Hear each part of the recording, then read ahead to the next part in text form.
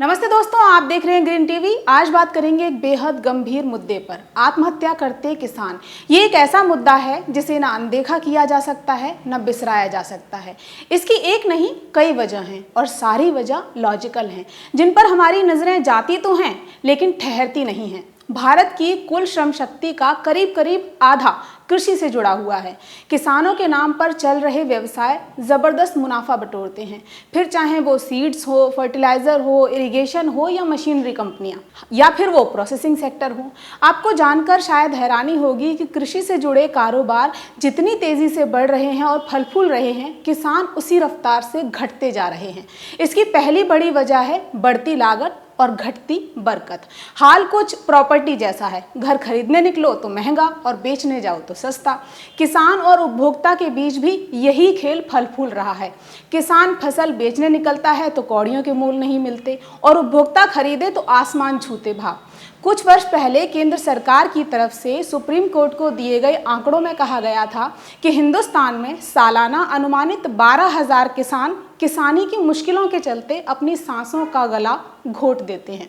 यानी हर रोज करीब 32 किसान खेती को घाटे का सौदा मानकर मौत के आगोश में समा जाते हैं और दूसरी तरफ किसानों के नाम पर चल रहे रोजगार करोड़ों में खेलते हैं। इसके पीछे एक बहुत बड़ी वजह है मदद, किसान को मिलने वाली मदद। किसान के नाम पर चलने वाले व्यवसायों को मिलने वाली मदद के सामने रत्ती भर नहीं है। एग्जाम्पल के लिए खाद उर्वरक के लिए हर बजट में बतौर सब्सिडी हजारों करोड़ की मदद जाती है, लेकिन ये सीधे किसान को न मिलकर कंपनियों के लिए मुनाफेमंद साबित होती है। निजी वाहन खरीदने से ज्यादा ब्याज किसान एग्री मशीनरी खरीदने के लिए भरता है। पेस्टिसाइड्स कंपनीज ने ऐसे पैर जमाए हैं कि ये व्यवसाय हर साल 7 से 8% की दर से बढ़ रहा है। कुछ यही हाल ब्रांडेड सीड्स का भी है। अच्छी फसल की उम्मीद में किसान महंगा बीज खरीदता तो है, लेकिन फसल के अच्छे दाम वो ख्वाब में भी नहीं पाता। अपनी पीठ थपथपाने के लिए सरकारें भले रिकॉर्ड उत्पादन का ढिंढोरा पीटें, लेकिन इससे किसान को हासिल क्या हो रहा है? उत्पादन बढ़ रहा है और सकल घरेलू उत्पाद में कृषि की भागीदारी घट रही है। ऐसे में उत्पादन का बढ़ना, कृषि का विकास कैसे हुआ?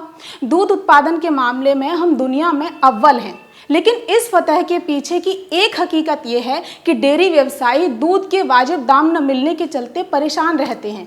देश में सबसे ज्यादा उपज धान और गेहूं की है और ये दोनों ही फसलें उगाने वाले किसान वाजिब दाम पाने के लिए खून के आंसू रोते हैं। गन्ने की मिठास ही गन्ना किसानों के लिए जहर का काम कर रही है। फलों और सब्जियों के उत्पादन में भी हम काबिले तारीफ हैं, लेकिन आए दिन सब्जियां उगाने वाले किसान उन्हें बेचने से बेहतर फेंकना या फिर जानवरों को खिलाना उचित समझते हैं, क्योंकि बाजार में उन्हें उपज का वाजिब दाम नहीं मिलता, मजाकिया मोल मिलता है।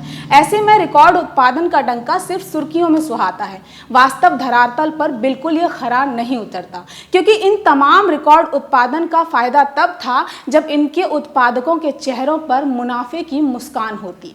इसलिए किसान की माली हालत का एक बड़ा जिम्मेदार रिकॉर्ड तोड़ उत्पादन भी है। सीधी सी बात है कि बाजार में मांग ज्यादा हो और उत्पाद कम हो तब दाम में इजाफा होता है, लेकिन धड़ाधड़ उत्पादन हो और खरीदार ढूंढे ना मिलें, ऐसे में अच्छे उत्पादन के हर दिन टूटते रिकॉर्ड मुनाफे की उम्मीदों को भी तोड़ते हैं। क्योंकि वास्तविकता ये है कि जो रिकॉर्ड तोड़ उत्पादन हो रहा है उसकी खपत और बिक्री एक विकट समस्या बन चली है। जिसके पास खरीदने के लिए पैसा है उसे ज्यादा उत्पादन की जरूरत नहीं, जिनके पास जरूरत है, जिन्हें जरूरी है उत्पादन को खरीदना, उनके पास पैसा नहीं, जिससे देश की एक और दयनीय तस्वीर उभर कर सामने आती है, भुखमरी, जो वाकई एक शर्म का विषय है।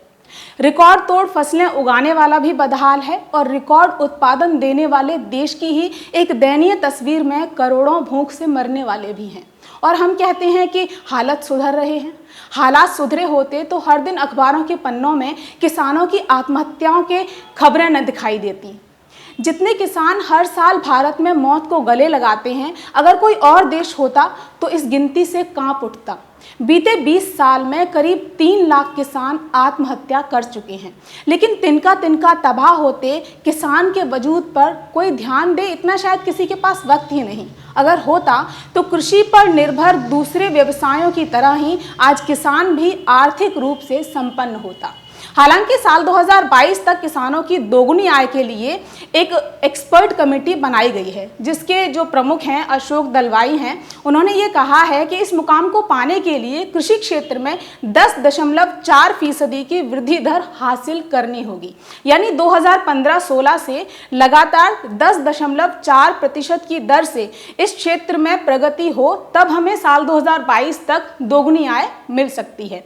लेकिन अभी है कितनी? 2.9%। ऐसे में अगले 3 साल में कृषि और किसान की डबल इनकम संभव है?